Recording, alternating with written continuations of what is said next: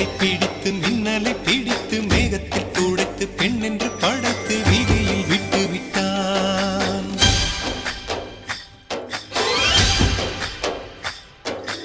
இப்படி இன்னொரு பெண்மையை படைக்க தன்னிடம் கற்பனை தீர்ந்ததை எண்ணித்தான் பிரம்மனும் மூர்ச்சையுற்றான்.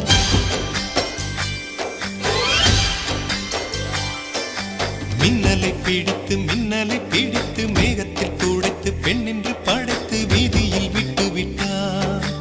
இப்படி இன்னொரு பெண்மையை படைக்க தன்னிடம் கற்பனை தீர்ந்ததை எண்ணித்தான் பிரம்மனும் மூர்ச்சையுற்றான்.